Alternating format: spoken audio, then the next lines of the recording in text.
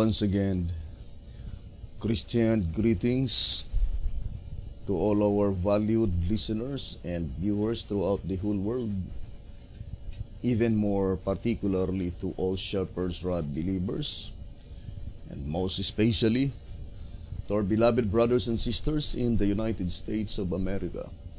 Special greetings to our brethren in Colorado, our brethren in Georgia, in Kansas, in Fiji Island, in Texas, in Mexico, Spain, in Africa, especially to our brethren in Kenya, and also in Pakistan, and to the United Kingdom, and to our brethren in Australia, and to the rest of the 144,000 living saints scattered abroad, greetings.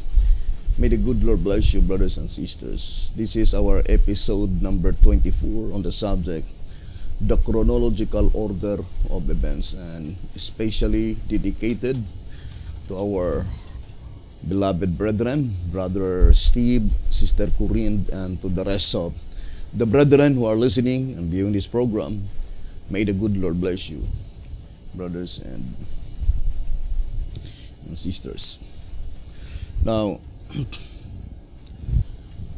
I would like to read this statement.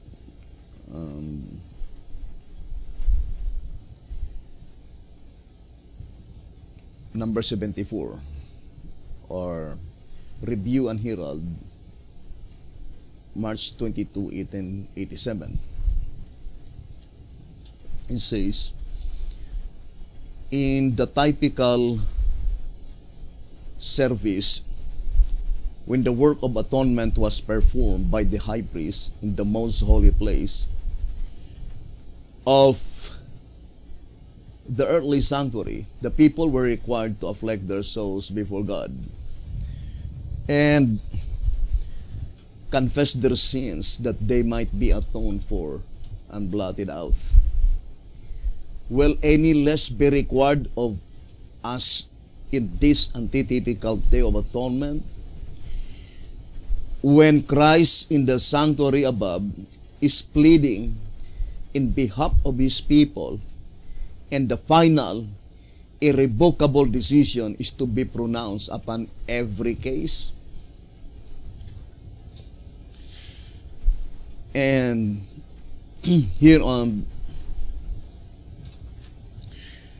Review and Herald, May 18, 1905, it says, in this our day of confession, this last great day of atonement. I would like to read again. In this our day of confession, this last great day of atonement, before the books shall be opened, and every man shall be judged by the things written in the books. Are we considering how we shall stand in the judgment? In that day when every deed is to be tried, and every act is to be brought into review before the heavenly universe? Let us not make play work of our religious life. Is it not time that we believe that Christ died on Calvary, that He might forgive our sins and pardon our transgressions?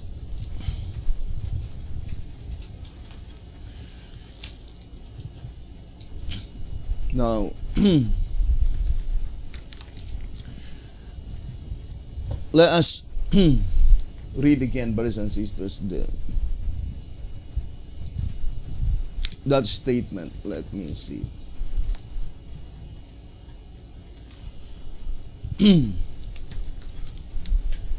Concerning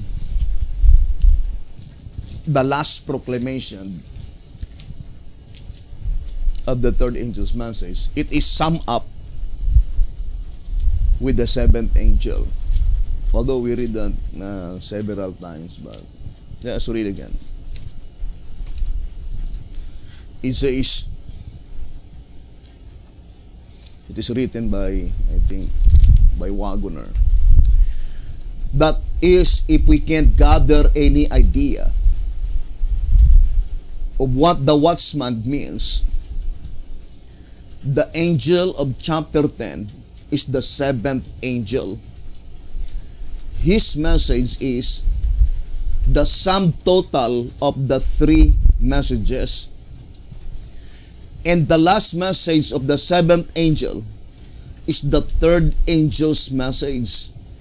The last part of this last message is the promulgation of the doctrine of life and death. So, Advent Review Sabbath Herald on page 15. So, one of the most important message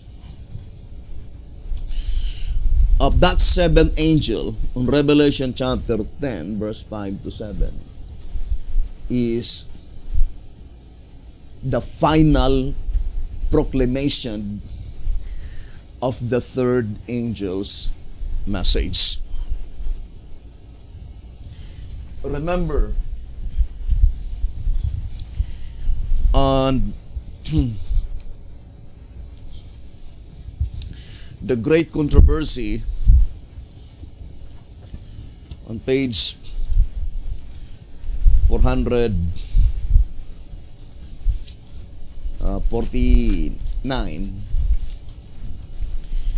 it says, the most fearful threatening ever addressed to mortals is contained in the third angel's message. That must be a terrible sin which calls down the wrath of God unmingled with mercy.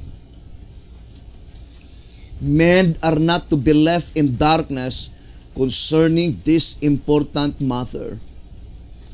The warning against this sin is to be given to the world before the visitation of God's judgments, that all may know why they are to be inflicted and have opportunity to escape them. So, one of the main purpose why this message must be proclaimed, to give to each individual the opportunity to escape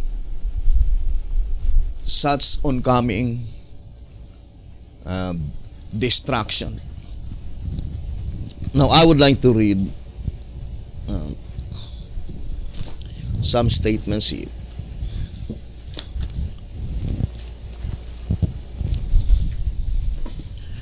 Written by Alonzo Jones.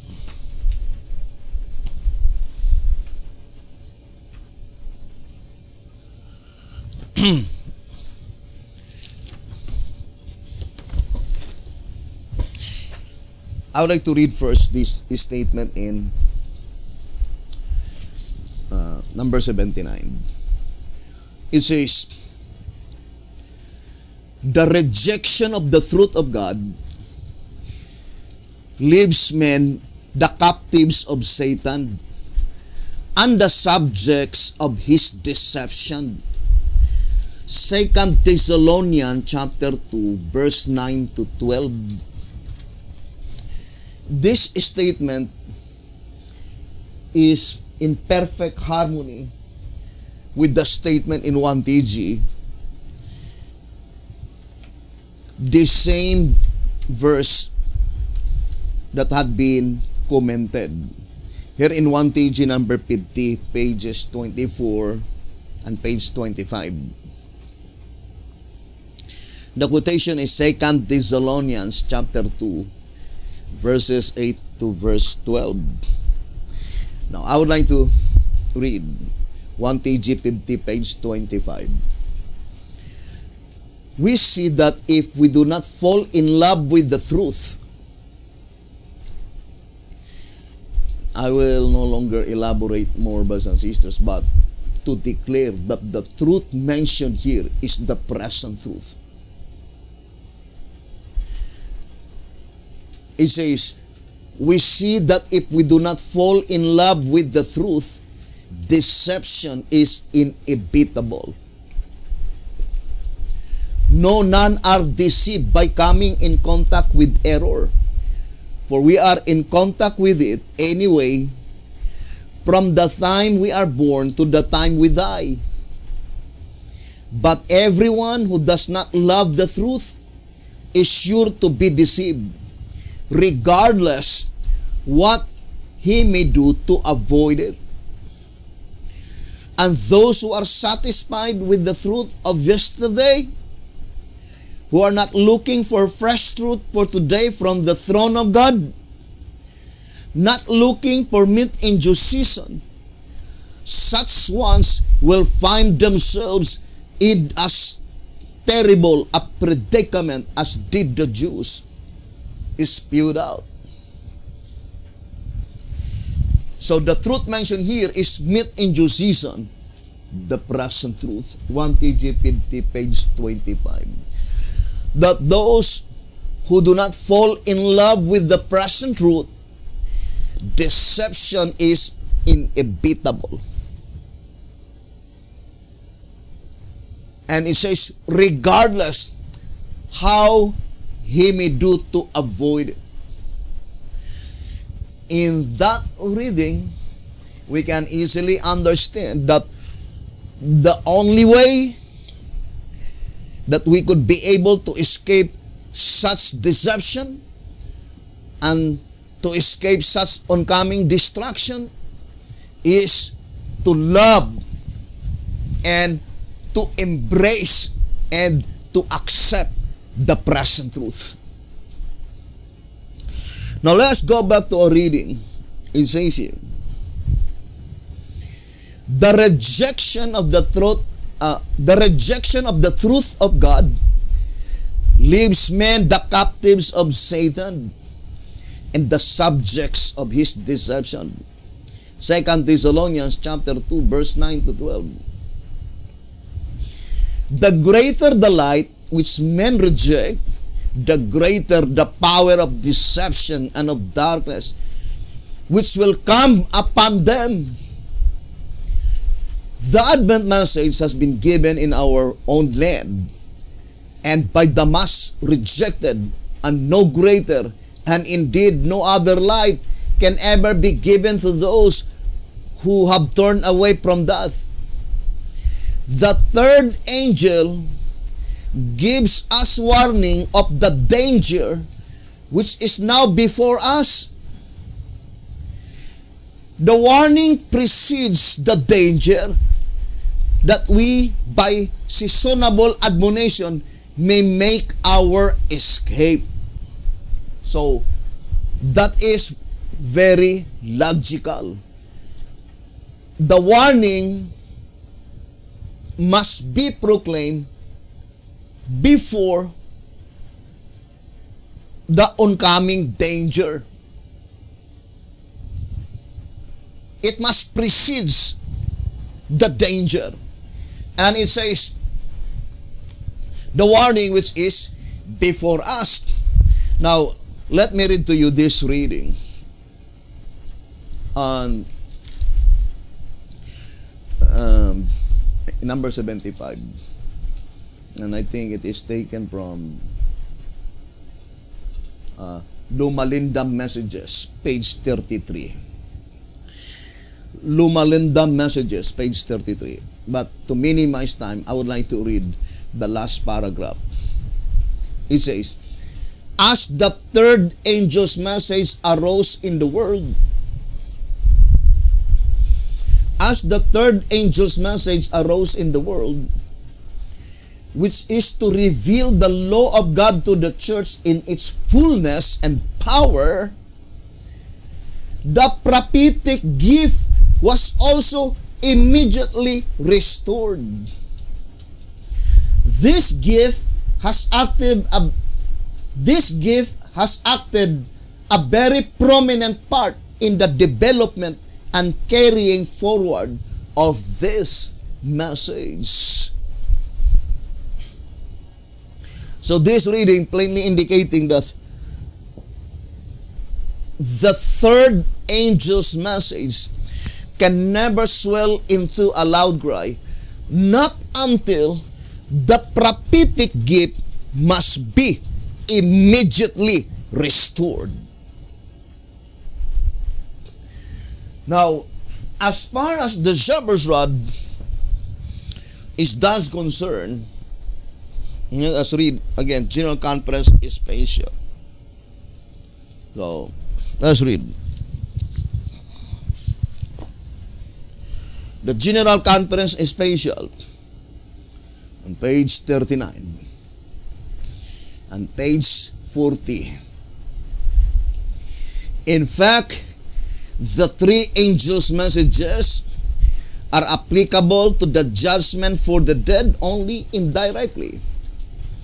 For the judgment for the living is the all-important event. That is, the angel is not sent particularly to explain what the judgment does to the dead, but what it is to do to the living. Then it says, so we see that the more we consider the subject, the more obvious becomes the truth that the third angel's message in its final phase is the judgment for the living, the harvest. Plainly then, the work of Elijah is to give light on the judgment for the living. The General Conference is Special, pages 39 and page 40. Now, we already read in the Loma Linda Messages, page 33, that before the third angel's message will swell into a loud cry, one of the prominent events is that the prophetic gift must be immediately restored. And since in the General Conference Special, page 39 and page 40, that prophetic gift is definitely pointing to antitypical Elijah the Tishbite.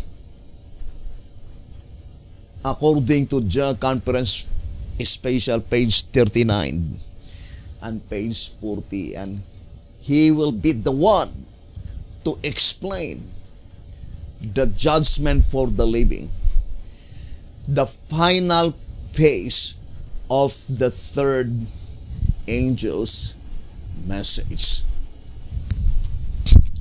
Now, I would like to read this reading.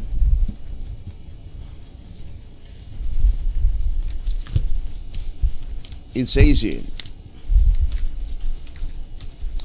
and it is concerning the experience of Joshua, the son of Josedek. So I would like to read this reading, number 83, and I think it is Signs of the Times, June to 1890. Signs of the Times, June to 1890. It says, during the time of trouble, the position of God's people will be similar to the position of Joshua. They will not be ignorant of the work going on in heaven in their behalf. Who are they? That they will not be ignorant. It must be pointing to the living saints.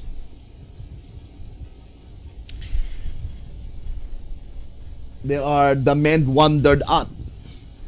In 1 TG, I would like to read verse 1 TG number 8.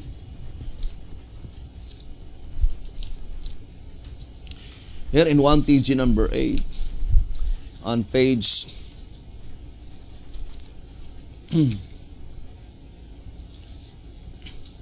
let's read the statement.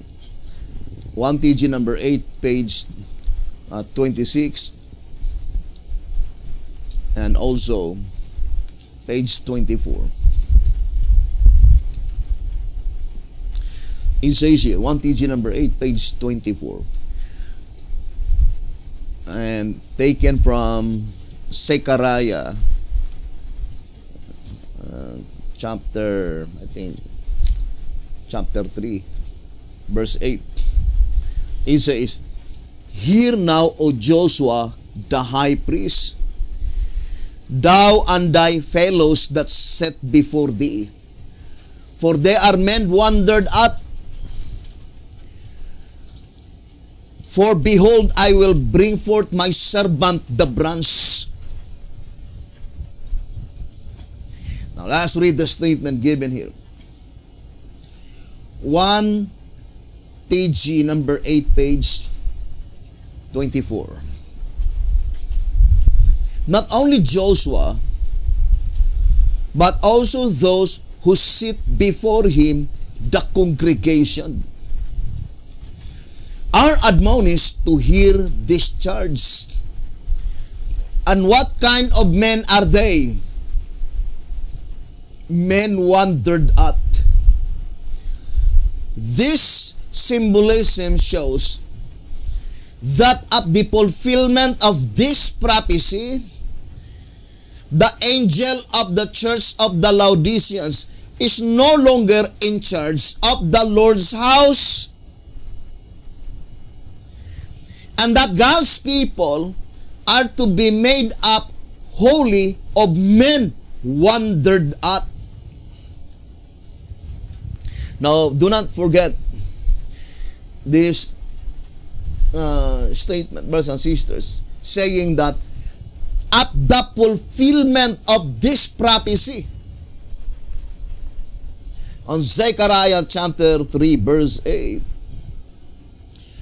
at that time, the angel of the church of the Laodiceans is no longer in charge of the Lord's house, meaning they were already discharged. Because they were no longer in charge of the Lord's house. When? At the fulfillment of this prophecy, Zechariah 3, verse 8. At that time, the angel of the Laodiceans are no longer in charge of the Lord's house. Now, remember, in answerer number 3, answerer number 1 rather, pages 32 and 33. Answerer number 1, pages 32 and page 33, it says,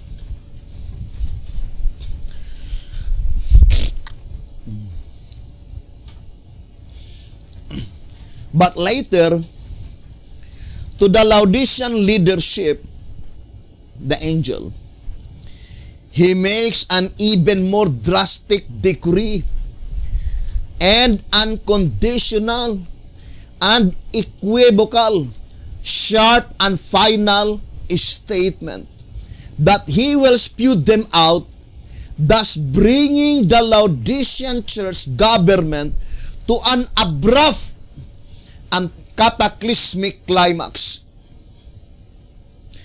At this very time, then the church is to undergo a thorough house cleaning, a change of administration and organization, even as anciently the kingdom was rent from Saul and given to David."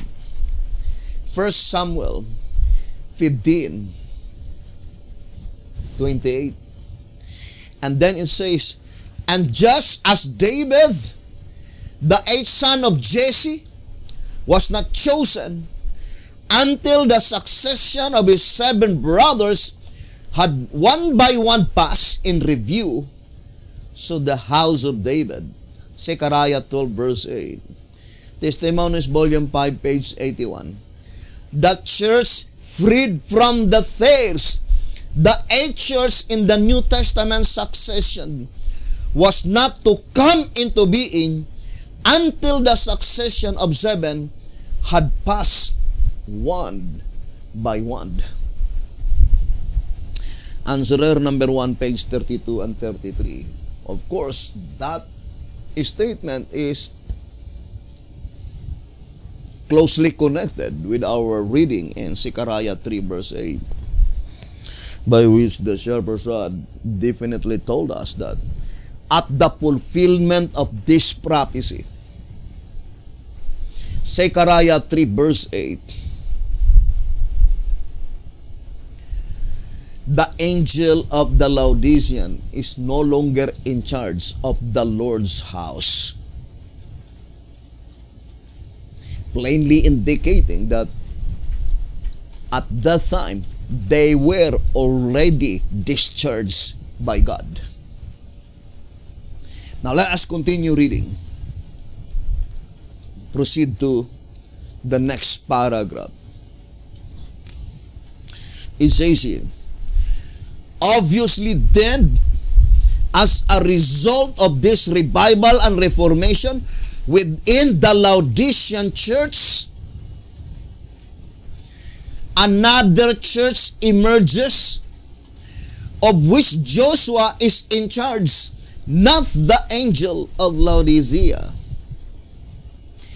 In it, there are to be neither tares, Matthew 13 verse 30, bad fish, Matthew 13 verse 47-48, or goats, Matthew 25 verse 32.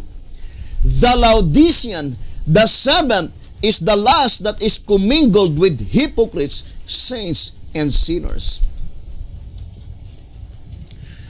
There are seven churches by which the tares and the wheat are commingled. And the Laodicean is the last. So, the eight church in the New Testament succession will exist at the time, brothers and sisters,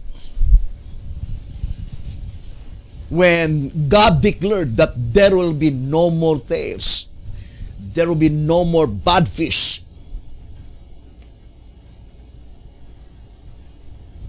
both in the heavenly sanctuary and on the earthly sanctuary. Now, I would like to read first 1 TG number 8 on page 26. 1 TG number 8, page 26. It says, so, Zechariah 6 verse 14,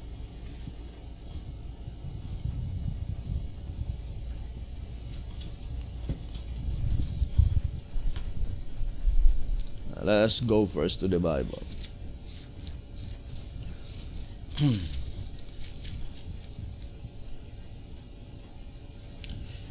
So, Zechariah chapter 6, verse 14, let's read.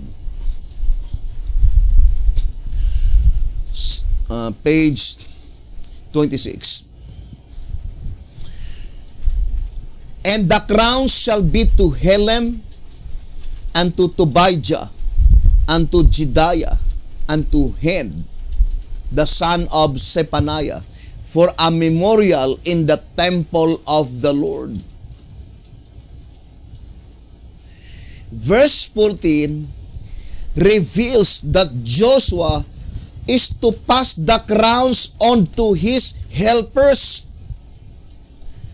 So, the name mentioned here, Helem, Tobijah, Jedaiah, and Hen, represent the helpers of antitypical Joshua. Now, this is not Joshua the son of Nun, but Joshua the son of Josedek, the high priest. Now let us read. Again, it says, verse 14 reveals that Joshua is to pass the crowns on to his helpers, whom the Lord himself names. So, by naming Helem, Tobijah, Jedaiah, and Hind, figuratively saying that it is God who appointed them. And because God appointed them to be helpers of Joshua, Joshua was commanded by God to pass the crowns on to his helpers. He says, this is to be a memorial, an everlasting reminder in the temple of the Lord. What can all this mean? Just this: Joshua is heaven's appointed judge, ruler. He himself is crowned as such. And in response to the Lord's own command, Joshua crowns, authorizes his helpers, whom the Lord himself names. Or in other words, Joshua is well instructed.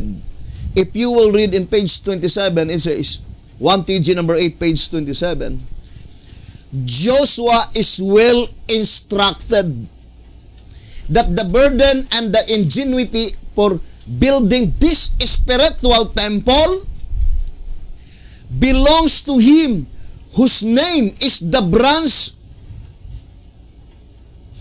He is to grow out of his place. To him be the glory. He alone is to be exalted. He is to build the temple of the Lord. Now, brothers and sisters, the voice of inspiration made it so plain that the temple of the Lord mentioned in Zechariah chapter 6 is a spiritual temple.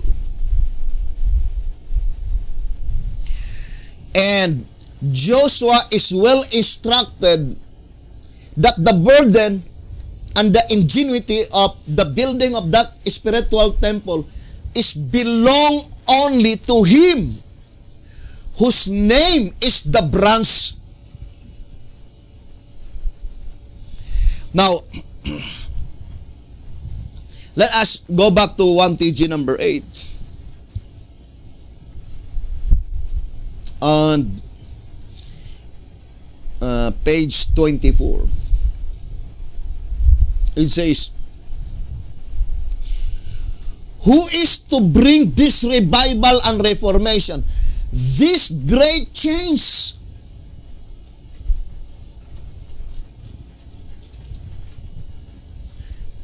I would like to read first the statement on 1SR on page, let me see, 1SR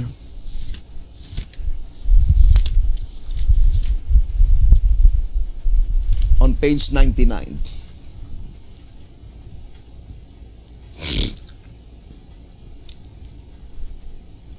It says, 1SR page 99. The blood being applied on the doorpost. 1SR page 99. The blood being applied on the doorpost is to signify that the seal or mark by which the 144,000 are to be sealed is to be visible. And then it says, The doorpost and the forehead both have the same significance. We do not mean to say that it is a certain visible brand or mark on the foreheads, but a seal of character, principle or rule, the standard being the Word of God. Thus they applied the blood on the doorpost, and their brethren in the church could be conscious of a change. I would like to emphasize that statement, that their brethren in the church could be conscious of a change.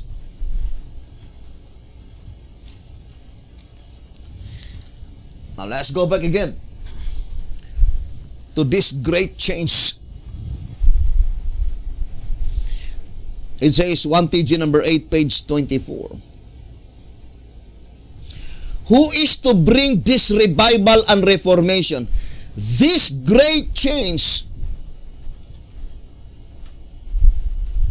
I think I will no longer elaborate. The spiritual temple mentioned in 1 TG number 8, page 27 is pointing to the predicted final effort of that great revival and reformation. We need to study it closely, brothers and sisters, so that none of us should miss. I would like to read that reading in 1 TG number 41, page 29. But I would like to begin on page 28. It is Isaiah 61 verse 10. So that is Isaiah 61 verse 10. I will greatly rejoice in the Lord. Hoping that this testimony, we are among these great people. So, this is the testimony of God's people. I will greatly rejoice in the Lord. My soul shall be joyful in my God. For He hath clothed me with the garments of salvation. He hath covered me with the robe of righteousness, as a bridegroom decketh himself with ornaments, and as a bride adorneth herself with her jewels. Then it says in page 29, 1 TG 41:29. It says, this chapter of Isaiah the prophet is indeed to bring revival and reformation such as has never taken place since the beginning of sin. God forbid that any one of us should miss the experience and the blessings that come through this revival and reformation. 1 TG 41, page 29. So the statement, God forbid that any one of us should miss that great experience. What happened only once in a lifetime, that we will be among that people. The voice of inspiration plainly declared that it is impossible to give any idea of the experience of God's people at that time, according to volume 9, page 16. But we are conscious of that coming great change. And we address this message to all Shepherd's Rod believers, not to those who are so proud and boastful. In 1 TG number 41, it says, pages 24 and 25, moreover, he was anointed to preach to the meek, to those who are not self-sufficient, not high-minded, but humble and teachable. The other class could not be taught. 1 TG 41, pages 24 and 25. And this message is only addressed to them who are humble and teachable, not to those who are self-sufficient and high-minded. This message will not benefit them. Now, I would like to read again the statement. In 1 TG number 8, page 24, it says, who is to bring this revival and reformation, this great change? The answer is the branch. And according to Isaiah 11, verse 1 to 5, the branch is the Lord, the Son of David. The same with the statement in 12 Symbolical number 6 and 7 on page 15. It says, we know the branch to be Christ.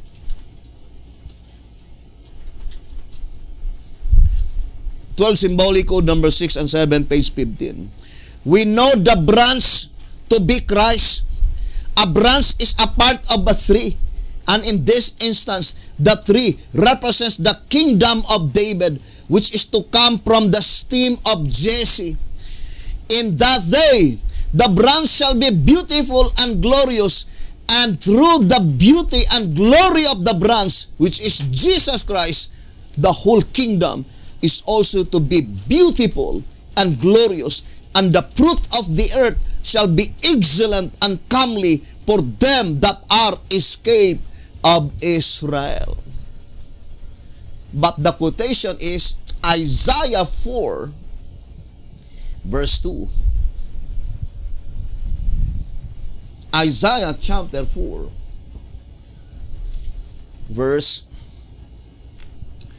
2.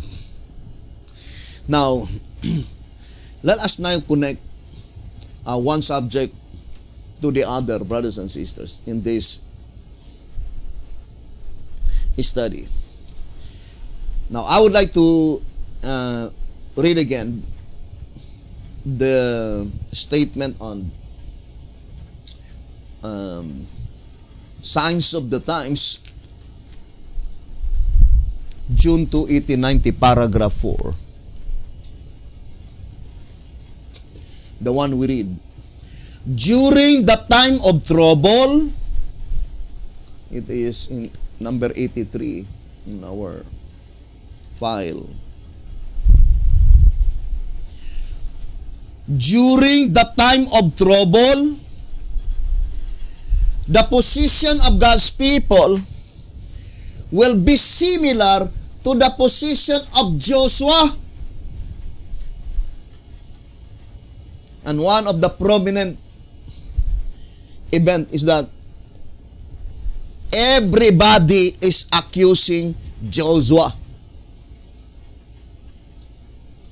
But it was predicted beforehand. Now, let us read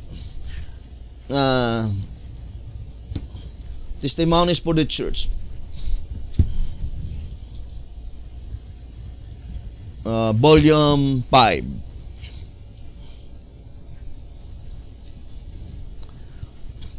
on page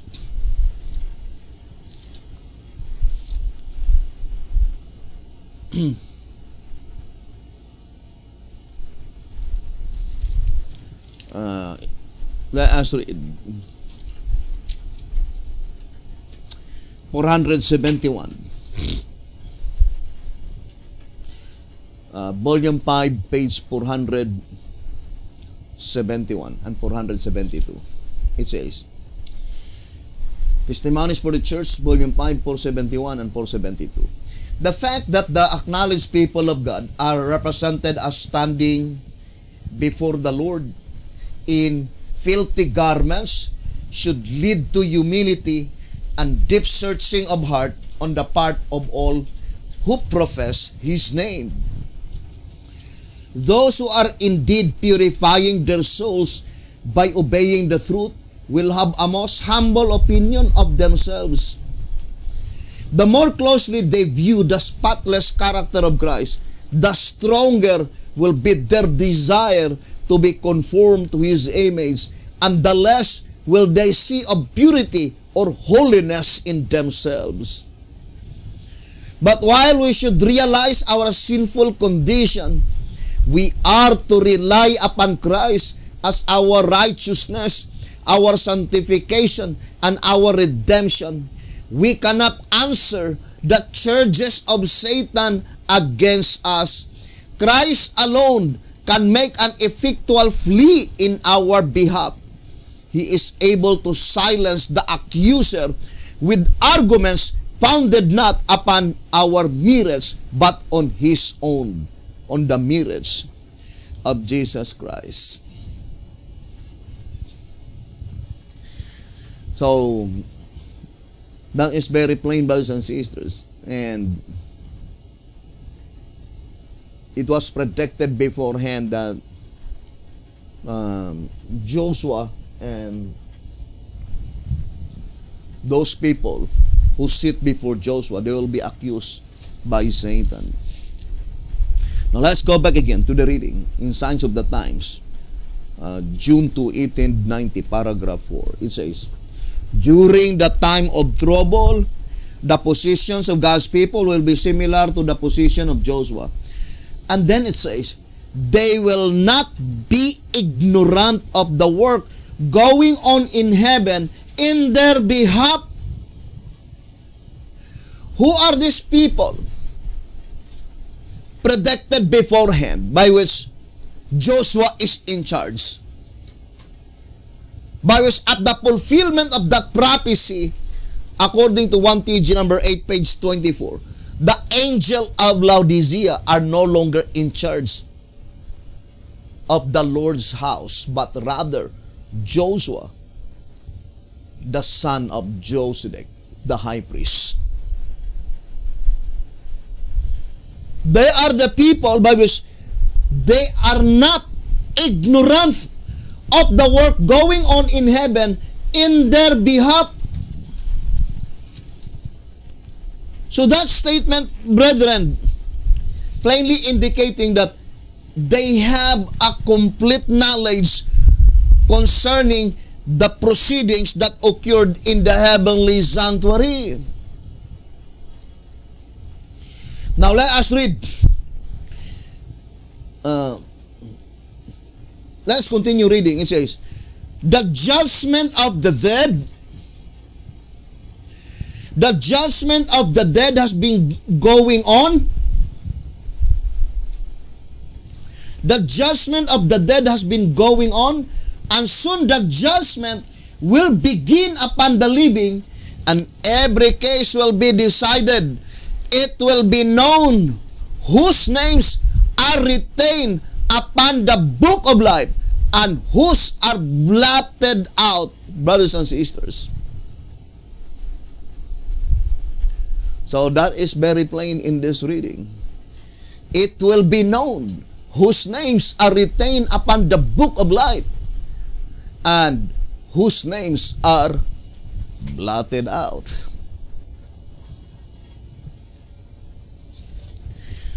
Now, let us go back to that reading the great change. What is the great change? Revival and reformation. Who will bring that revival and reformation?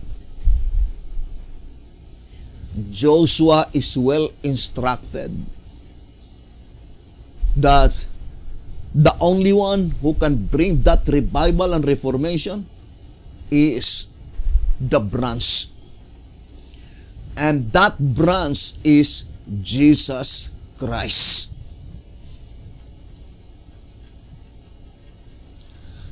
So brothers and sisters, that revival and reformation can never be started not until Jesus Christ will visit the earth.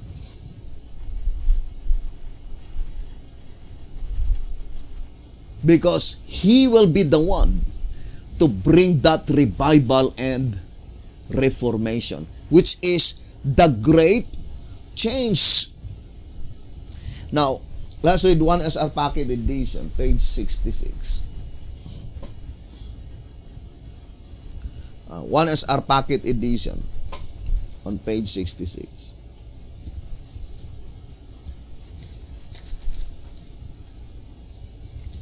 It says here, 1SR Packet Edition, page 66. And now, the reader, realizing that the time for a real feast of spiritual food, meat in due season, is actually here, you are, of course, led to inquire what brought it, what made the great change.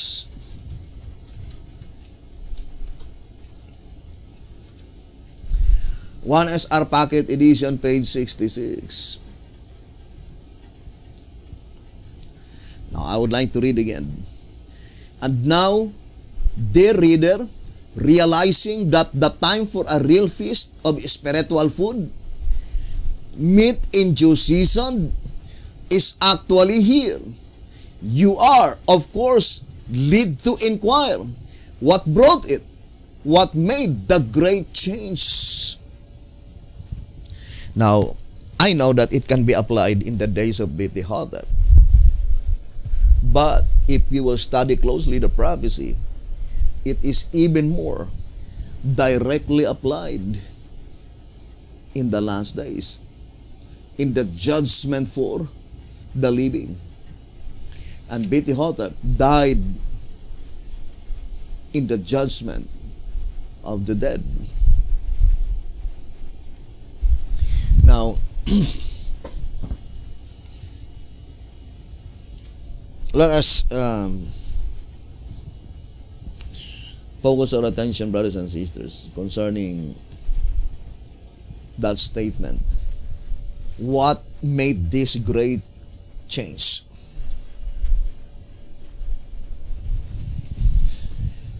I would like to read track number 1.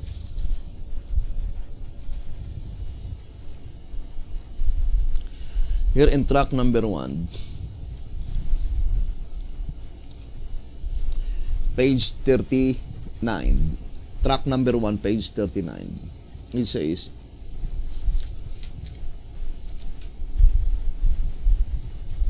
following the completion of the slaughter and just preceding the scattering of the coals of fire over the city, the cherubim stood on the right side of the house, and the cloud filled the inner court.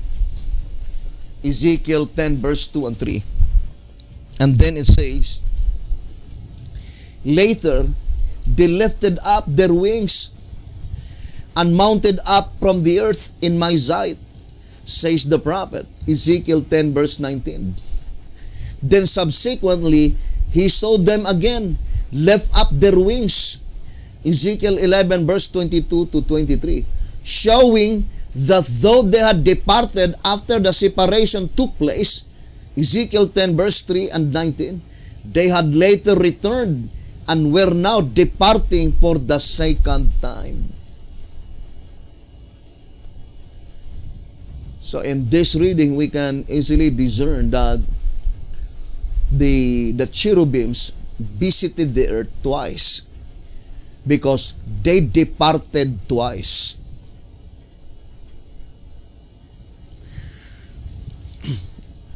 Now let us read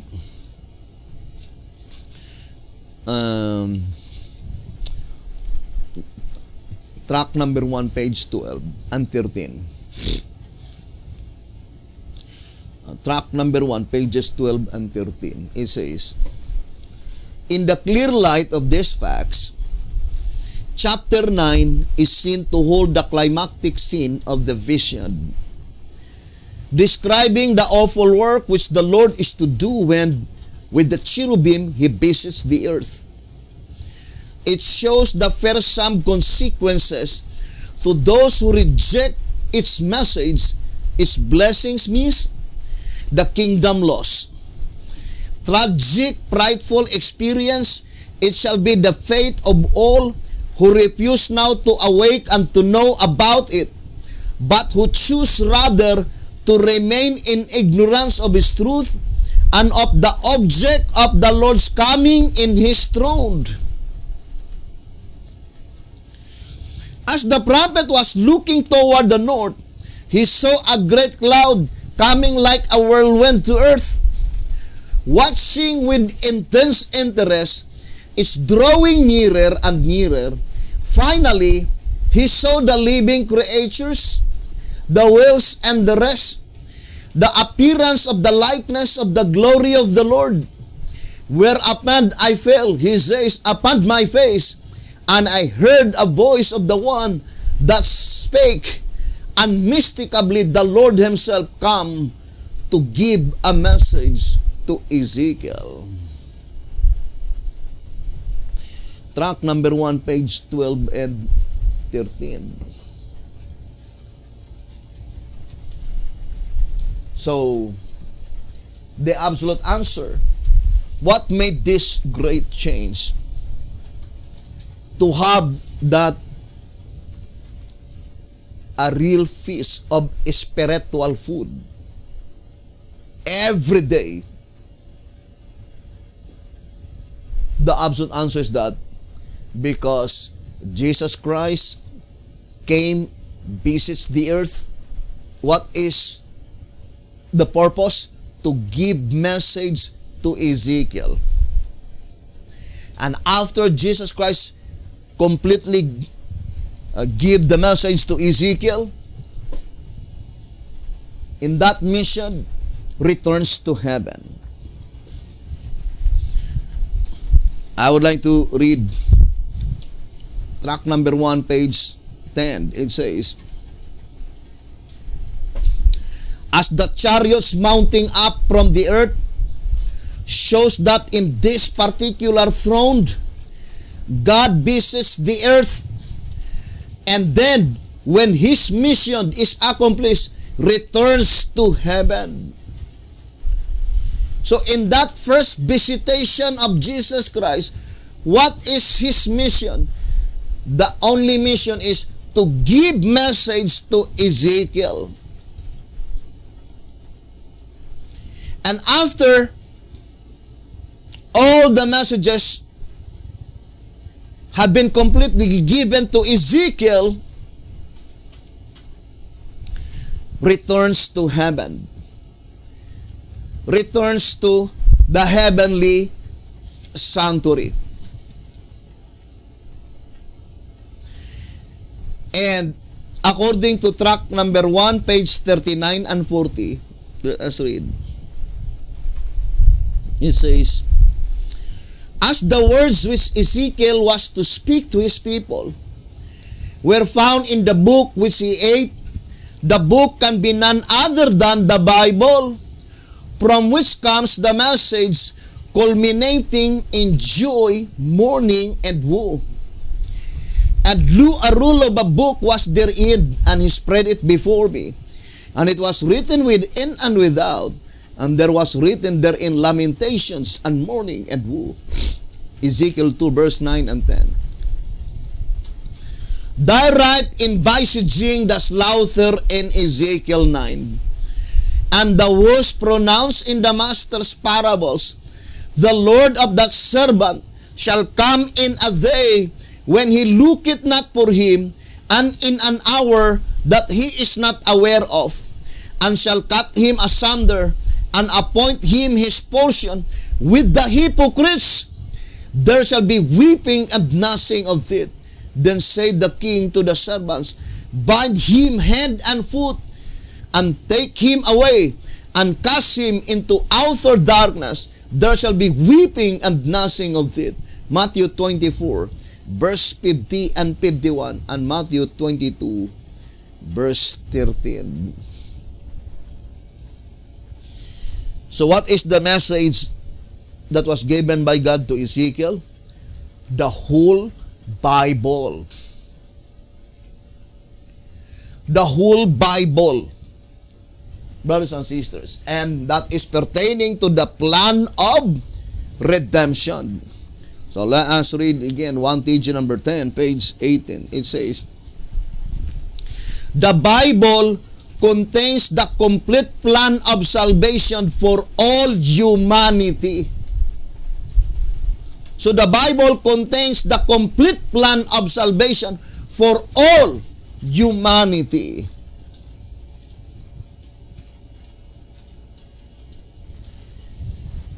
Now, brothers and sisters,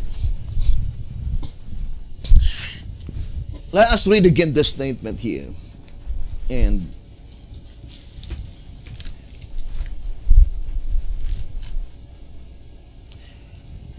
let's read by A.G. Wagoner. Let us read again. The plain facts of the gospel are always the same and must never be lost sight of. It must also be remembered that the whole Bible is given for the purpose of revealing God to men, and that this is done only through the cross. So that wherever we read, we may be sure that there is something that concerns the great work of salvation.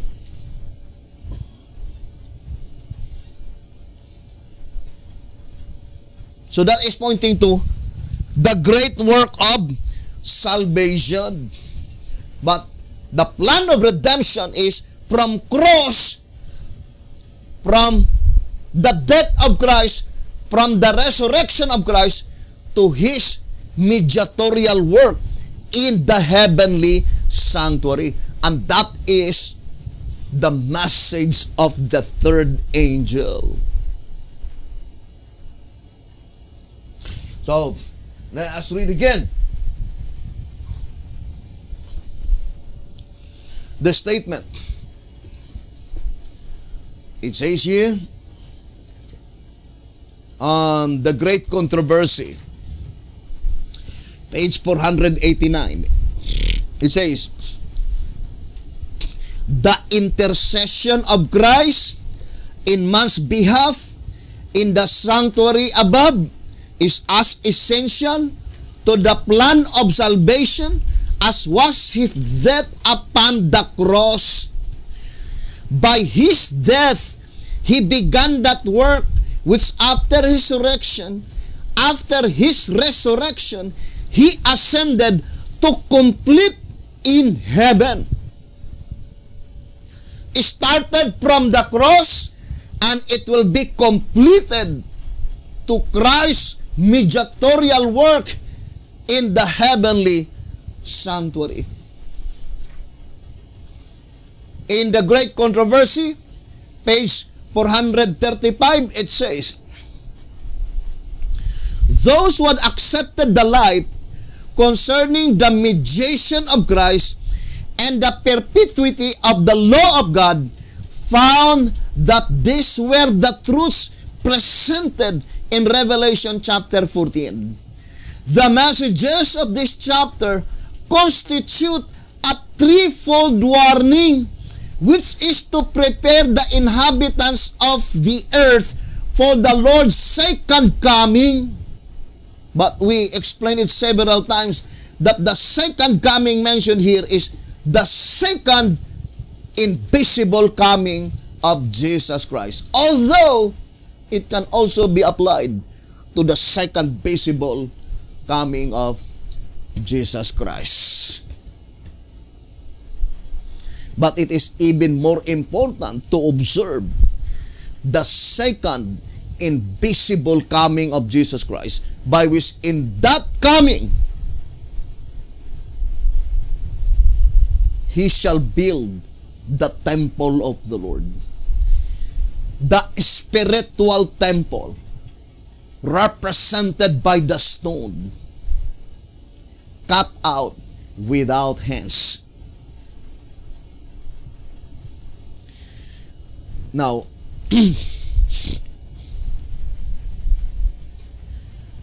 I would like to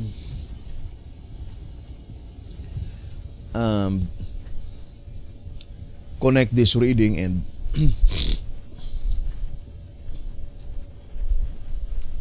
to SR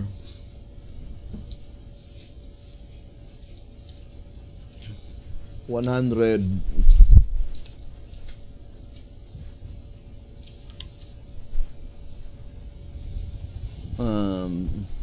I would like to read to SR page 172. It says, the song was sung in heaven by heavenly beings, before the throne and before the beast and the elders. Therefore, it is evident that the judgment was in progress. Further explanation to follow. Note that the 144,000 did not sing, but they only could learn the song as it was sung in heaven. That is, they alone understood the heavenly truth in that particular time and their position in connection with the message they must bear. But the question is that, why is it that the Bible called it the Song of Moses in Revelation chapter 15 on verse 3? It says, and they sing the song of Moses, the servant of God, and the song of the Lamb, saying, great and marvelous are thy works, Lord God Almighty, just and true are thy ways, thou King of saints.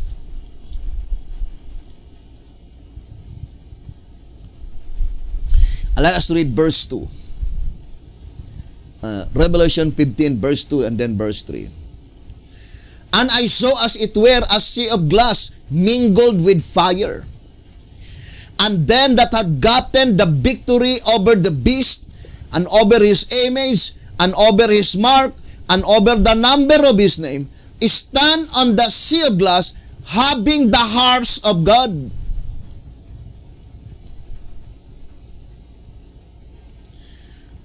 We know the occurrence is in heaven because the only one that they have the harps of God, that is the four beasts and the 24 elders. But it is only a representation because they were representatives. But we need to study closely. Why is it that it is called the Song of Moses? Brothers and sisters, the Bible made it so plain that such song is called the Song of Moses. I would like to read to you this passage.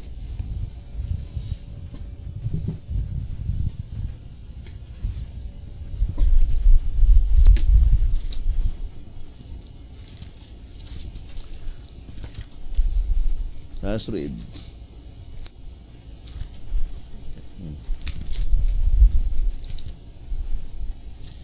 It says here,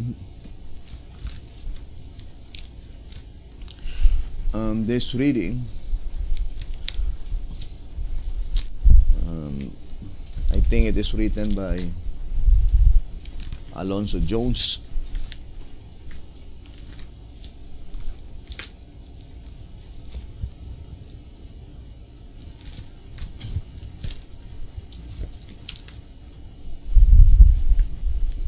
By which the voice of inspiration says that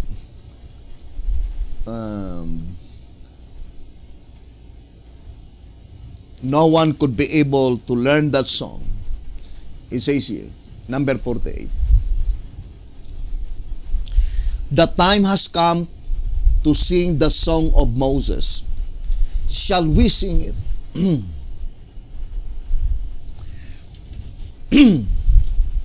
Let's read again. It says, the time has come to sing the song of Moses. Shall we sing it? But we shall not sing it in Egypt.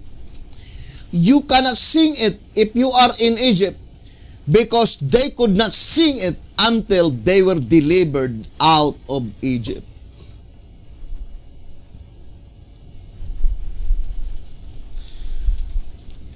So, that is very plain, brothers and sisters. The Bible, the reason that it says it is the song of Moses, to remind us that that song never been sung by God's people, not until they were delivered from Egyptian bondage. And as long as we will still be in the Egyptian bondage, there is no possibility that we could be able to learn that song, and we could never be able to sing that song, because that song can be learned only and can be sing only until God's people will be delivered from the Egyptian bondage.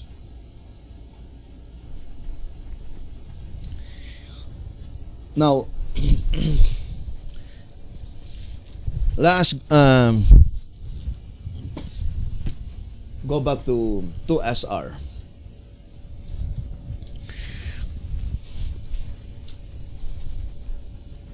Here in 2SR page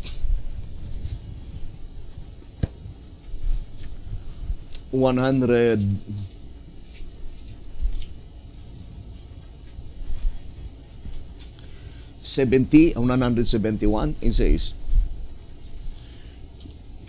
Revelation chapter 14 verse 1.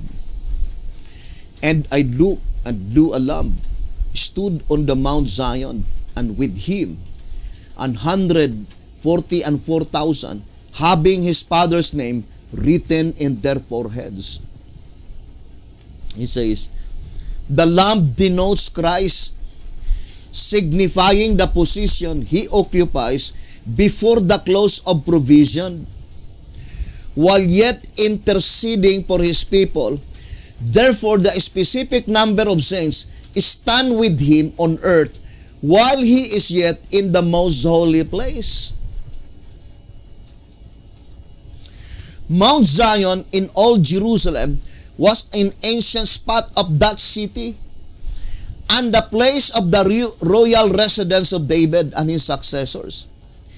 Therefore, from that viewpoint, we must present the meaning of the lamb that stood on the Mount Zion. We are told by the following scriptures, the Lord hath made a promise that the house of David, Mount Zion. What is Mount Zion? The house of David.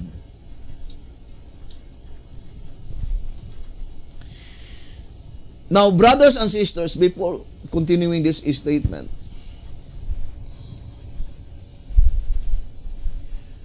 let's go back again to timely greetings.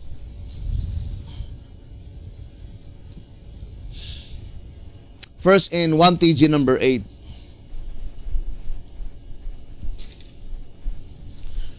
On page 26, it says,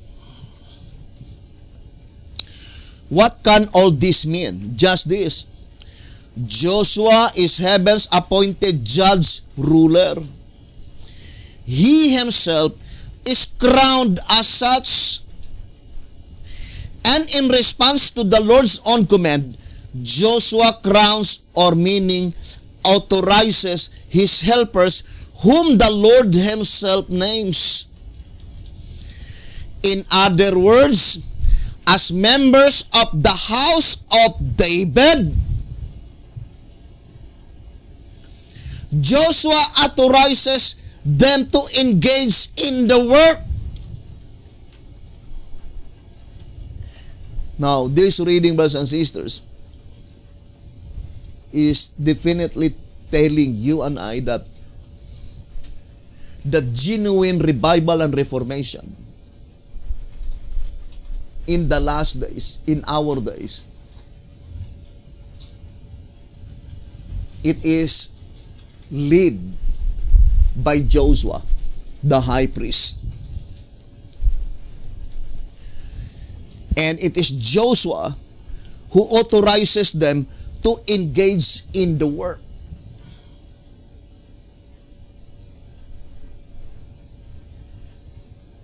So those who engage in the work at this present time, the most important question is that who authorizes them to engage in the work of the Lord?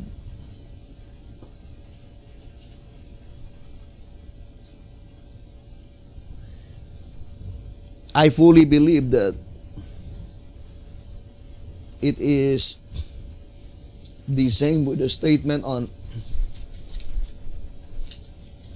1 TG number 2 on page 20. It says, only those who gain entrance through the door, and to whom the porter, the one through whom the spirit of prophecy is manifested. It did not say, the one through whom the spirit of prophecy was manifested,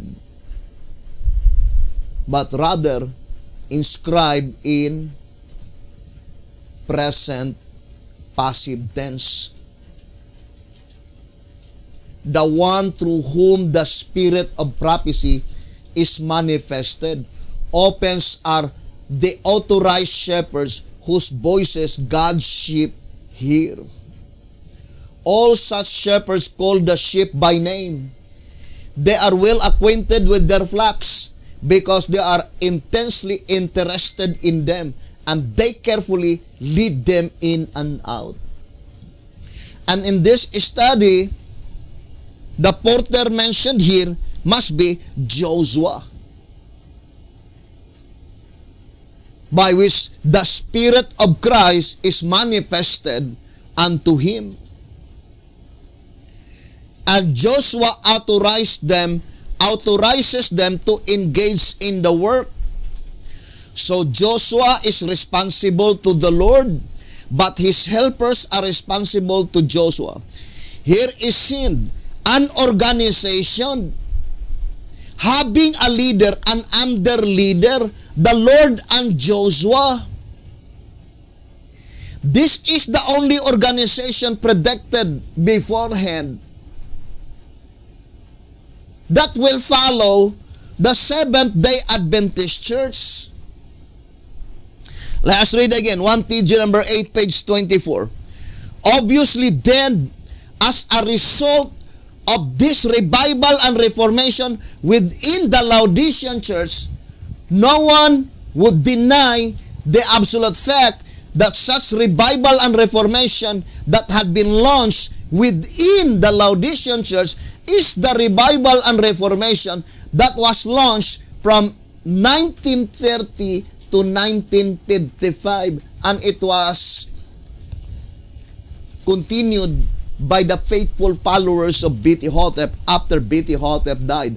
But there is a prediction that revival and reformation within the Laodicean church, the result, the outcome, the final outcome of that revival and reformation will be at the time when this church, the predicted church, the last church in the New Testament succession, emerges, by which it is no longer the angel of Laodicea that is in charge of that church, which is the house of the Lord, but rather Joshua, antitypical Joshua, the son of Josedek. And according to the reading, that at that time, the angel of the church in the Laodiceans are already discharged by God. So that is very plain, brothers and sisters. And it is called the house of David. 1 TG number 8, page 26. So in this study, brothers and sisters, why is it that in this study, the prophetic gift is called antitypical Joshua? Because it points out to the work of Joshua. According to our reading, it is pertaining to the information. Joshua is well instructed concerning Christ's mediatorial work in the heavenly sanctuary. It is easy to claim, but it is hard to prove. In different angles, God employed every possible means that the last and the final movement can be clearly discerned, easily recognized by those people who are honest and sincere, who are humble and teachable. Now, I would like to go back to 2SR 171 and 172. So let us read again. It says, we are told by the following scriptures, the Lord had made a promise that the house of David, that is symbolically called Mount Zion,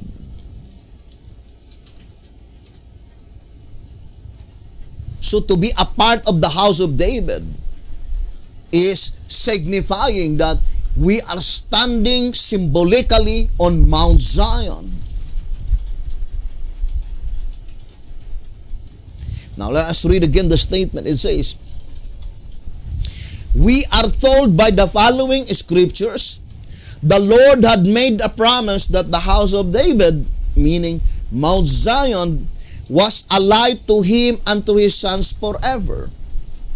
Howbeit the Lord would not destroy the house of David, because of the covenant that he had made with David. And he says, and as the promise to give a light to him and to his sons forever. 2 Chronicles 21 verse 7. The promise was not to Mount Zion, house of David in ancient Jerusalem, for the existence of the Jewish nation was conditional. So the voice of inspiration, brothers and sisters, is plainly telling you and I that when this house of David will be in existence, it is no longer conditional.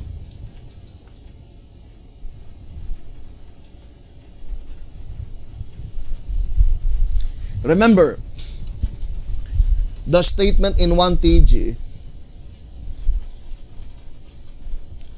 number 18, on page 14, it says, two things now stand out clearly in these verses.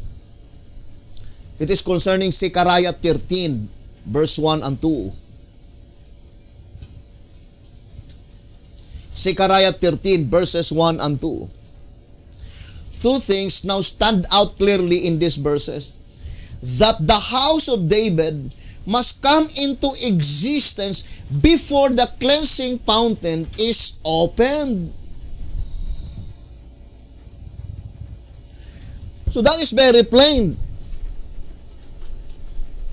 That the house of David must come into existence first before the cleansing fountain is opened. That is very logical because the intention of the opening of the fountain is to the whole house of David. Zechariah 13, verse 1 and 2.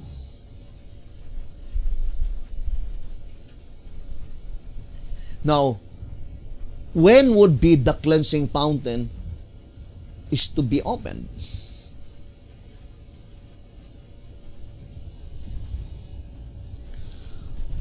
We know that that cleansing fountain, according to 2SR,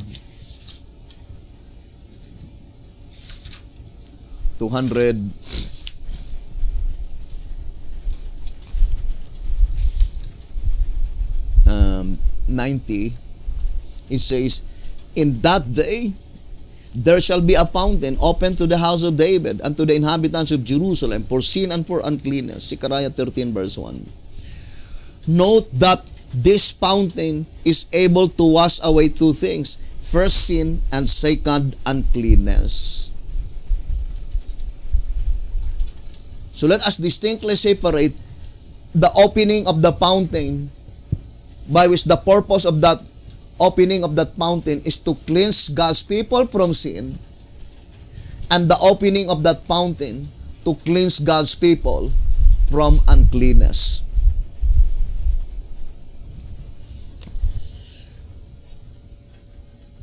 For sure, brothers and sisters, before God's people reach that literal premillennial kingdom, their sins were already blotted out. They were already cleansed their sins. So the cleansing fountain must be opened to cleanse the sin of God's people that is prior to the kingdom. And then, that cleansing fountain will be opened into the kingdom to cleanse their uncleanness.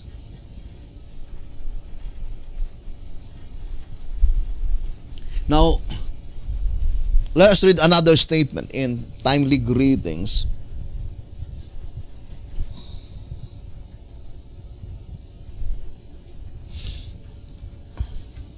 In 2TG 44.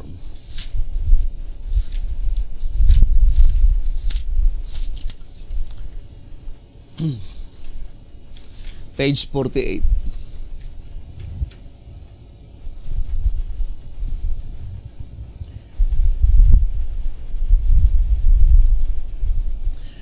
To TG 44, page 48.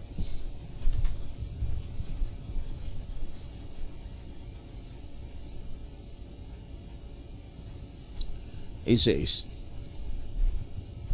the revival and reformation herein presented, mourning and heart-searching, caused by appreciativeness of God's great mercy and goodness, shall be in the day the governors of Judah say, the inhabitants of Jerusalem shall be my strength. In the day the Lord makes even the most feeble among them as David, and the house of David as God, as the angel of the Lord. When this thorough reformation takes place, then the cleansing fountain shall be open to the whole house of David. 2TG 44, page 48, it says, when this thorough reformation takes place, then the cleansing fountain shall be open to the whole house of David.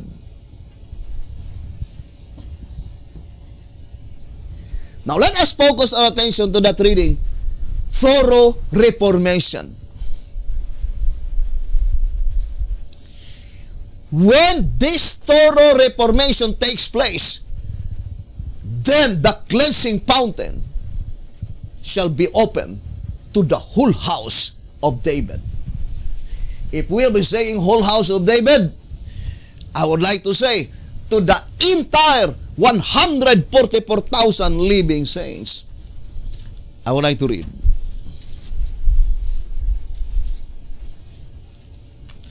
Three Symbolic Code number 2, page 3. 3 Symbolic Code number 2, page 3.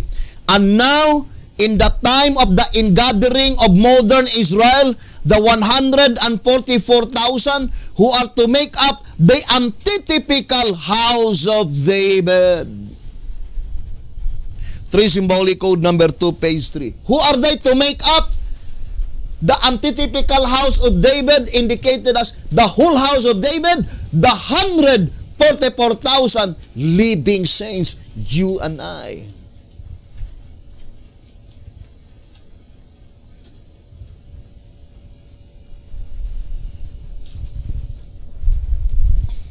Let me read to you this reading. I think in 1TG number 18, page 21.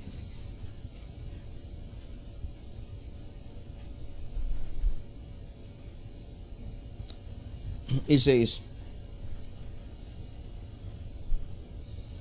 we should now be able to see how the gospel work is to be finished. 1TG number 18, page 21.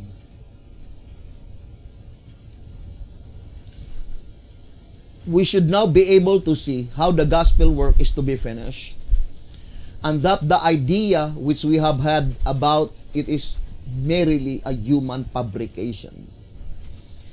It is now clearly seen how sinners are made saints. It is now clearly seen how sinners are made saints when and how God's fountain cleanses all penitent sinners, making us as white as snow if we let Him.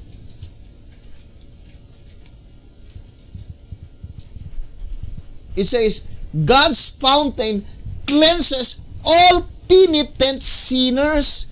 Another term of penitent sinners is repentant sinners.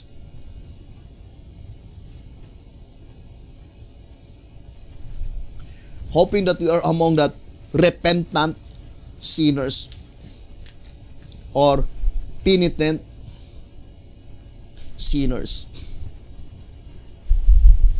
I would like to read this reading in 1TG 28:17. It says, our God is wonderful indeed.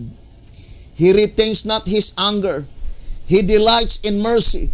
He remembers not the sins of the penitent. He remembers not the sins of the penitent. He casts them away where they cannot be found anymore.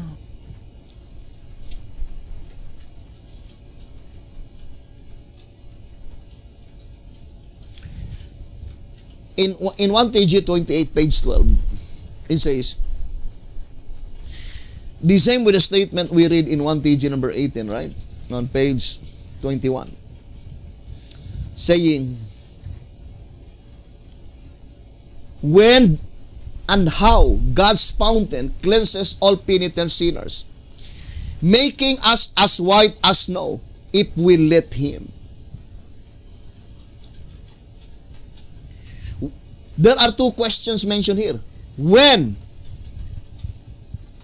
God's fountain will be opened, and how God's fountain cleanses all penitent sinners. When and how? But it says that this fountain cleanses only to all penitent sinners.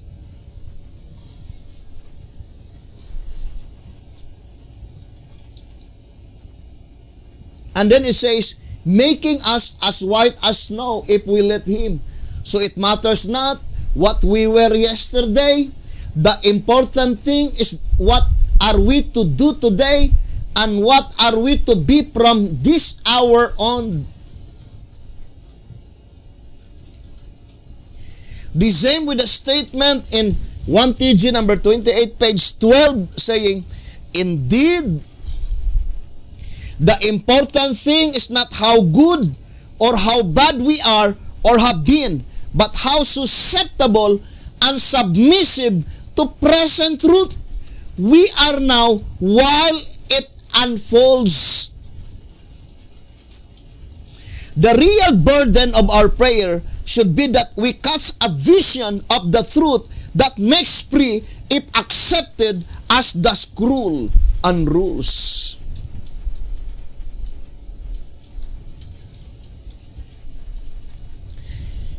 Now, let us go back to SR 171. Now, let us read. It says, now to Abraham and his seed were the promises made.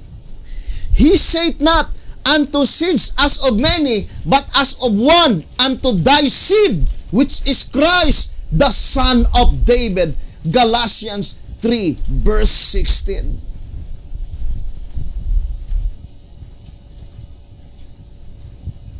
Now, ponder deeply, brothers and sisters, this wonderful prophecy. And then it says, therefore Mount Zion, as in Revelation 14 verse 1, is the imminent royal spot in the heavenly Jerusalem. As David himself says, for there are set thrones of judgment, the thrones of the house of David. Psalms 122 verse 5. David looked forward to the time when the judgment in heaven would be set up. In that day there shall be a fountain open to the house of David and to the inhabitants of Jerusalem for sin and for uncleanness. Zechariah 13 verse 1. So Zechariah 13 verse 1, ang Psalms 122 verse 5, ang Galatians 3 verse 16, and Revelation 14 verse 1 is pointing to the same prophecy.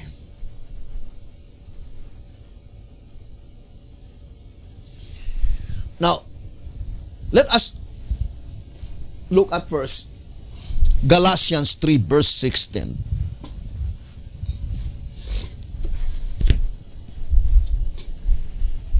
Galatians 3 verse 16. Let's read the Bible.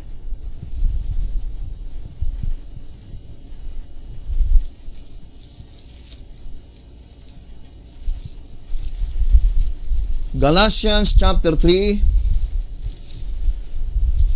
on verse 16. It says, now to Abraham and his seed, where the promise is made, he said not unto seeds as of many, but as of one, unto thy seed, which is Christ. Now let us read the statement given by inspiration.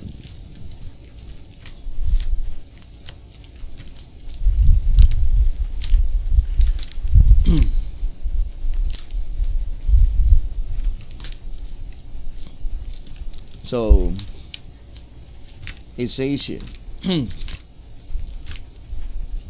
written by Alonzo Jones.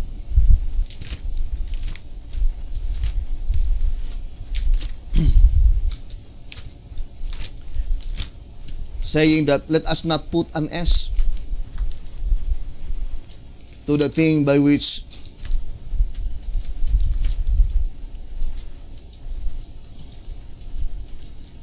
let's read. Written by Alonzo Jones. It says, all the time God's oath was to give that land to Abraham and to his seed. Do not put seeds upon it. When God has torn it off, do not put an S to that when God has torn it away. He said not, and to seeds as of many, but as of one, unto thy seed, which is Christ. There were many of them, that is true.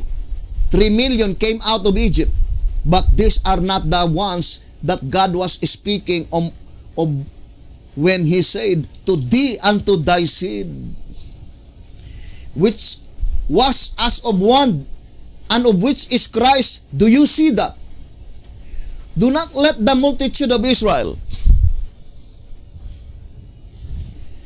get into your mind when you read the words, to thee and to thy seed. And then it says, when God cuts off the S, we are not allowed to put in there at all. We must not put it there even in our thinking. Who was the seed? Christ.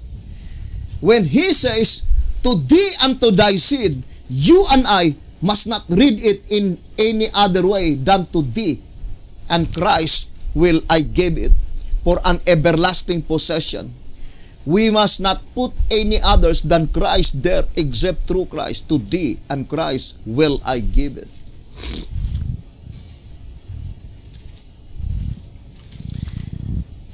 Now, who is that son of Abraham represented by Christ? There is no other except Isaac, according to the Bible. Right? Now, let us read, brothers and sisters, the statement here by Alonzo Jones, General Conference Daily Bulletin. It says,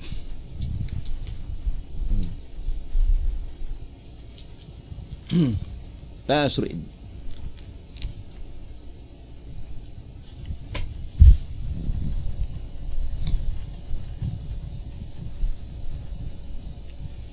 It says, Isaac was the promised seed. Isaac was the promised seed.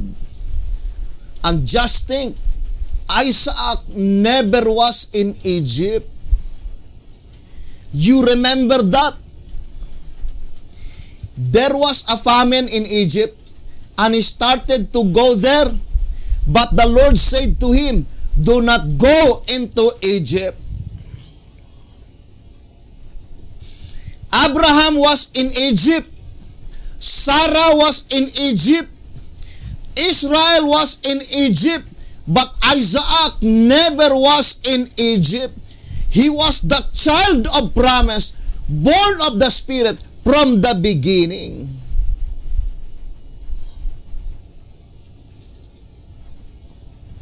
Now, brothers and sisters, what is the thought in this allegorical events? That only Isaac never been in Egypt. Now, I would like to read first 1 SR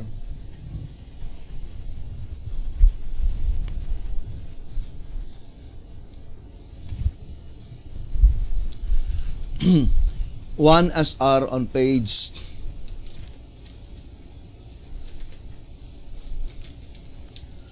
100 115 and 116.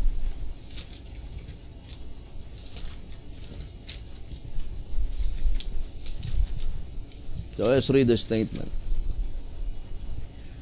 1 SR 115 and 116. We begin with the 4th verse and onward. We shall later take the first 3 and last 2 verses. Israel after the flesh was a type of Israel by the promise, as explained on pages 64 to 113. The experience of the children of Israel in Egypt was a photograph of our denomination. Thus, their experience is being reproduced in every particular with these people. And if there are 430 years connected with Israel after the flesh, then the same period of time must be connected with the true. The 430-year period by Abraham did not have to do only with ancient Israel, but with Abraham, Isaac, and Jacob as well. Now let us focus to Isaac.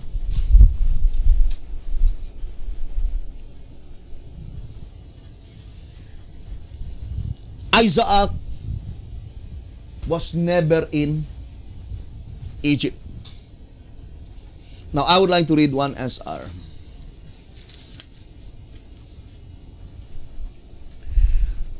Page 15. 1 SR, page 15. It says, in volume 3, page 369, we read, Isaac was a figure of the Son of God, was offered a sacrifice for the sins of the world. Again, we read in Desire of Ages, page 112, and in the ram divinely provided in the place of Isaac, Abraham saw a symbol of him who was to die for the sins of men. Thus, Isaac and the ram are symbols of Christ's submission, death, and sacrifice. But we focus our attention to the promise. The promise that was given by God to Abraham, that promise will never be fulfilled until that seed will come. And that seed is represented by Isaac, but we know it was not fulfilled in their lifetime. Isaac is only a representation of Jesus Christ. But the absolute fact is that it cannot be applied on the first advent of Jesus Christ, because Jesus Christ was in Egypt at that time. Now, let us read the statement.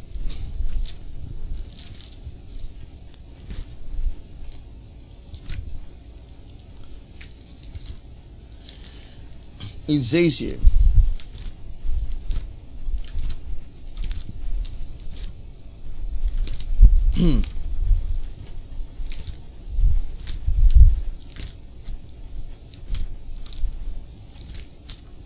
and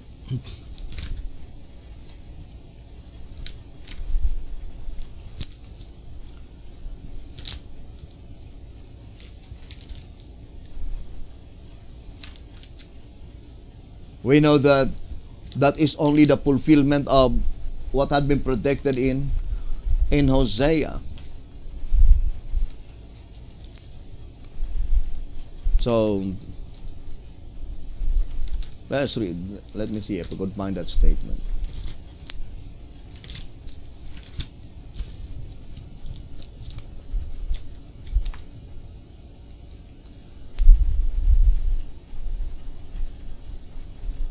When Jesus Christ, let's read, General Conference Daily Bulletin. It says, another thought as to spiritual Egypt. It is written of Jesus, out of Egypt have I called my son. Why is that written about Jesus? Why did Jesus go into Egypt? Why was he taken into Egypt? He could have escaped the slaughter of the children that were slain in Bethlehem by going a short distance away from that place and would not have had to go nearly so far as to Egypt. All of the little children in Palestine were not slain when the decree of Herod went forth. It was only Bethlehem and its coast and its suburbs. Bethlehem was only 6 miles from Jerusalem, and the children in Jerusalem were not slain. So the Lord could have escaped if he had been taken 10 or 12 miles away. And it says, then why was he taken into Egypt? Oh, that it might be fulfilled that was written, out of Egypt have I called my son. And that is in Hosea. He was ourselves, yourself and myself. He was ourselves. And as God met his people in Egypt and led them out, so our Savior came to where we are and was as we are and was called out of Egypt, thus showing that whoever would be as he is must likewise come out of Egypt. He was the Son of God and was called out of Egypt, thus showing that all who will be sons of God must also come out of Egypt. For it is written of all as of him, out of Egypt have I called my son. Are you a son of God? Out of Egypt have I called my son. But what we're studying in, or what we focus our attention in this study is concerning that promise. That promise given by God to Abraham must be fulfilled to the church in the last days. To the church in the last generation of men. Why is it that it is represented by Isaac? To let us know that the last church in the New Testament succession, the 8th church, that church is never been in Egypt.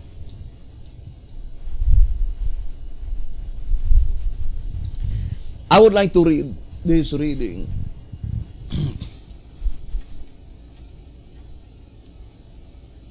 Again, in 1SR Packet Edition. On page 63, it says, thus were ministry and laity, hypocrite, martyr, and saint, typed in the very beginning of the human race. Isaac, the firstborn son, through promise, through the will of God, can only represent a class of ministers who are placed in that holy office through the promise, spiritual birthright, born again, divinely appointed.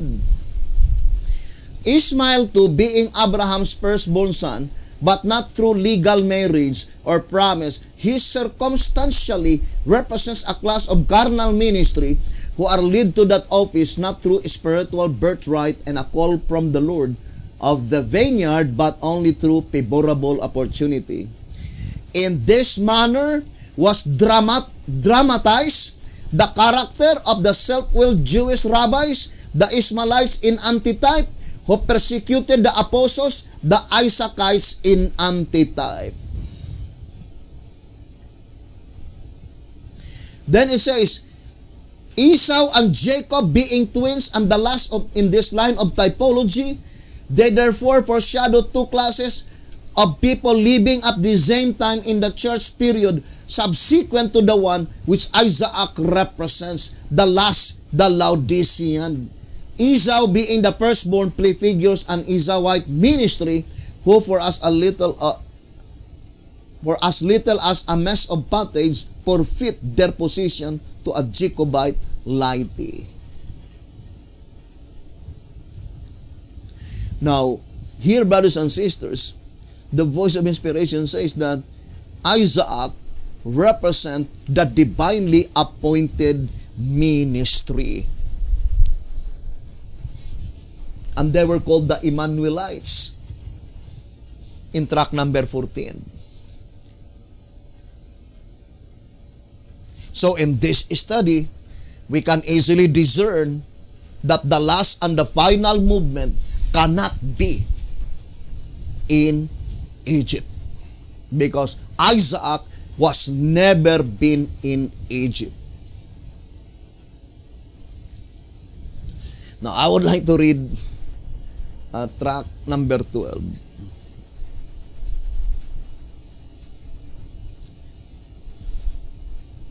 Track number 12 on page, let me read that statement. By which B.T. Hotep says that it is superfluous to say that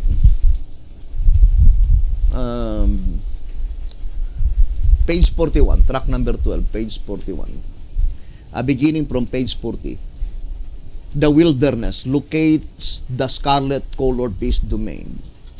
By contrast, a wilderness is the opposite of a vineyard.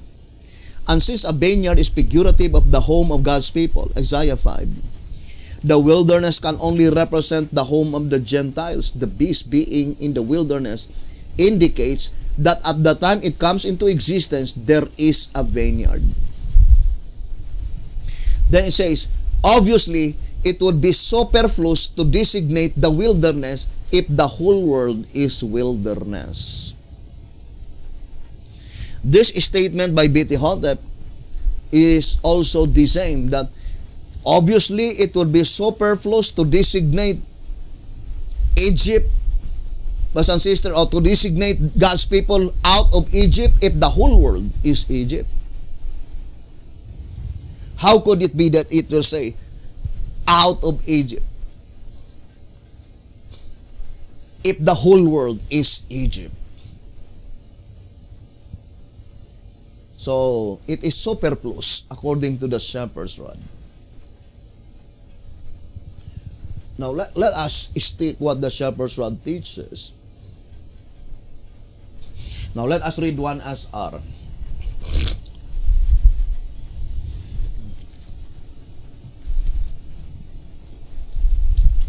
(157) and 158.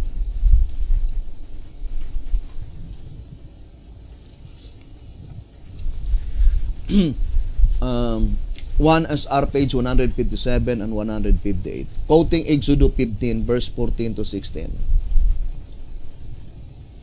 The people shall hear and be afraid.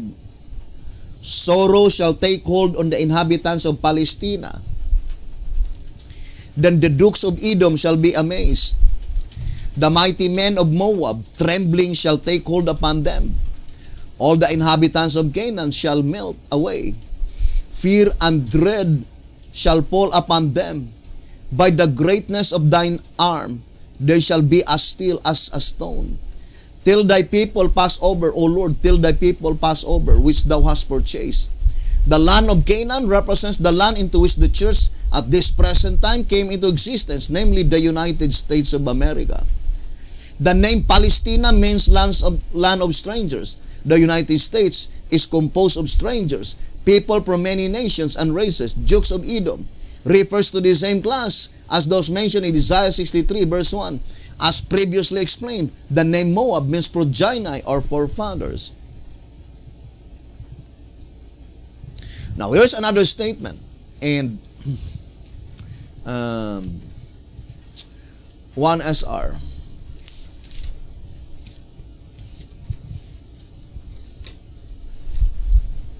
Page 76. It says, the land of Goshen. The beginning of this denomination was typified by Israel's entrance into Egypt. As previously explained, we shall now consider the truth of the land of Goshen.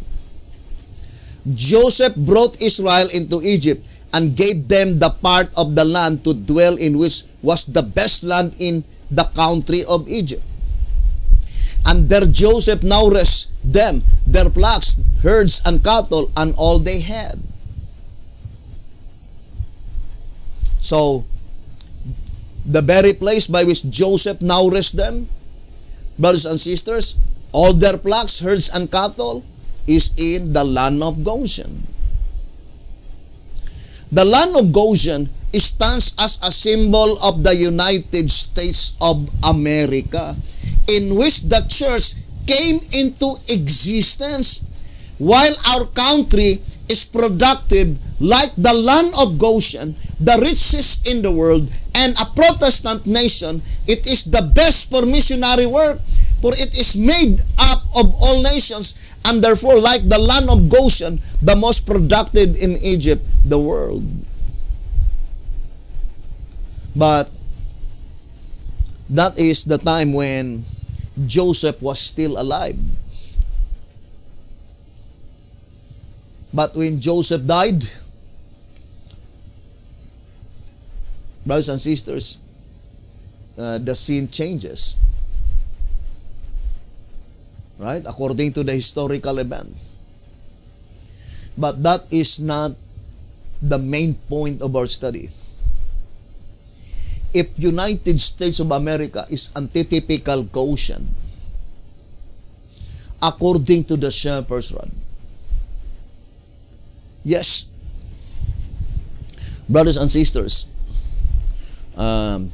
Abraham, Jacob, Sarah, all of them were in Egypt, but never Isaac. And God is being the author of the scriptures. When Isaac desired to go to Egypt, there is a divine command given to Isaac: do not go into Egypt. So that historical event, being typifying the last generation of men, the church represented by Isaac. Brothers and sisters, remember the Jacobites, they are laity. The membership. But Isaac represents the ministry. The last ordained ministry is represented by Isaac. And who is Isaac? Jesus Christ. But it cannot be applied to the first advent of Jesus Christ.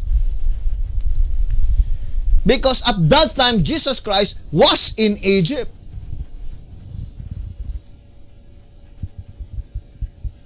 It must be pointing to the last days, to the last generation of men. That Jesus Christ, represented by Isaac, that Isaac was never in Egypt, plainly indicating that the church, when Jesus Christ will visit, that church could not be in Egypt.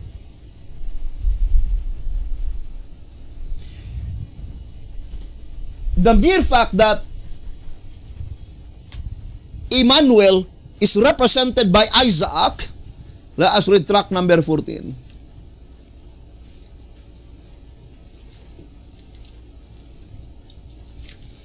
Tract number 14 on page 35. Having been pre-existent with his father, Hebrews chapter 1 verse 1 and 2, and John chapter 1 verse 1 and 2. And then having been reborn in Bethlehem, Emmanuel manifestly represents the born-again Christians, John 3 verse 3. Whereas never having been pre-existent, Mahershal husbands can only symbolize those not born again. That part of the church memberships which cannot be represented by Emmanuel. A parallel is found in the allegory of Ishmael and Isaac, typifying the born after the flesh and the born after the spirit, the non-Christian Jew and the Christian Jew. See Galatians 4 verse 22 to 31. Who is he represented by Emmanuel? It is Isaac. What does it mean by Emmanuel? God is with us. And that is pointing to that predicted event, brothers and sisters. According to 1 TG number 12.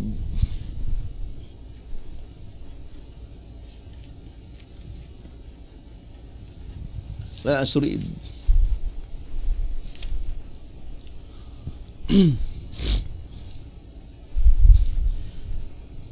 1 TG number 12, page 26. Zechariah's coming of the Lord, therefore, is the same as Michael standing to deliver all those whose names are written in the book.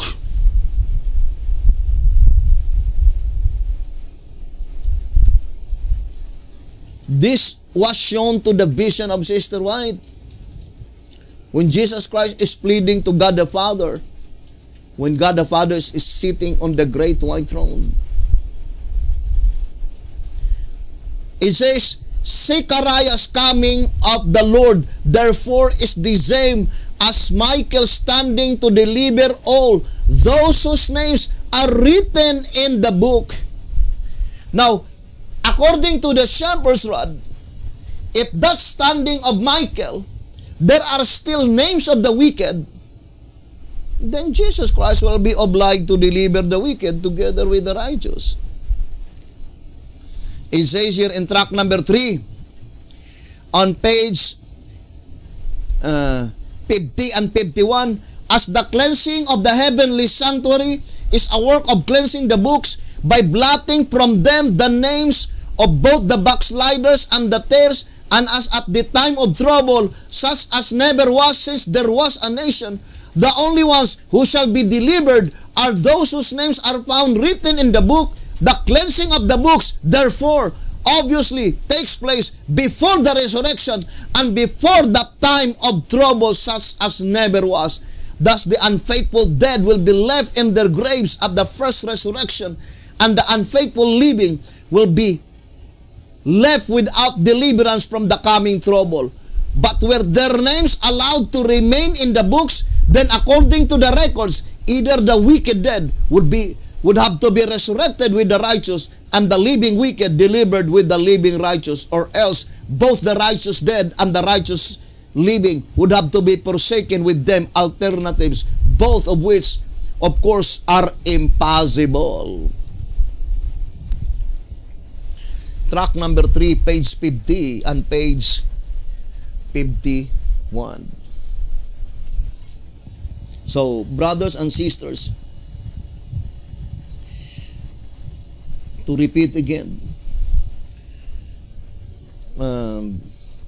we can rest assured that according to the prophecy, the last and the final movement,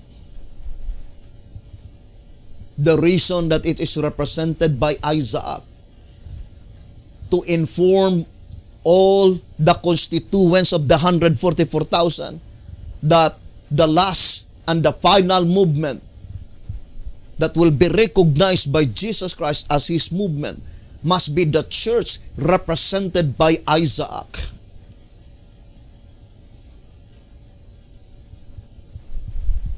And Isaac was never been in Egypt. Brothers and sisters, from Abraham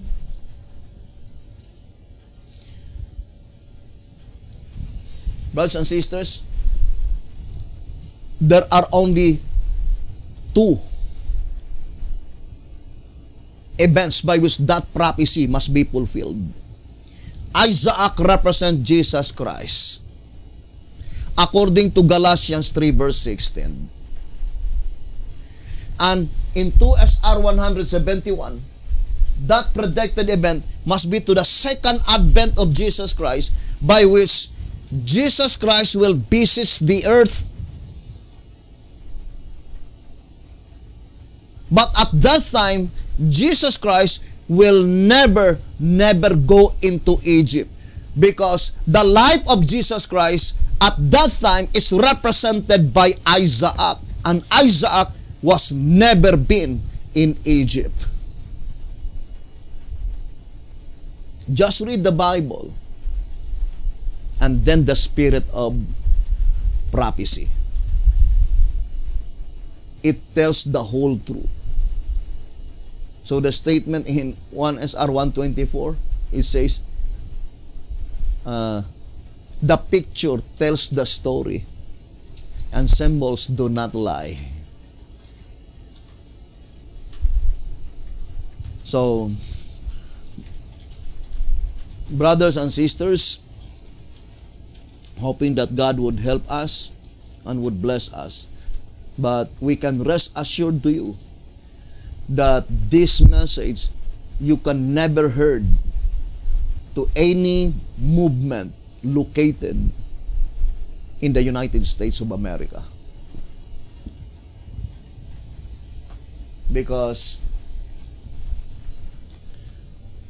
in Revelation chapter 5, no man in heaven, nor in earth, nor under the earth could be able to explain, brothers and sisters, the judicial proceedings in the heavenly sanctuary except through the Spirit of Christ. He is the only one. And that event is represented by the life of Isaac. That Isaac was never been in Egypt. The promised seed, which is Jesus Christ, indicating that the church by which Jesus Christ will visit in Zechariah chapter 2, by which Jesus Christ will be in their midst, must be the church represented by Isaac, never been in Egypt.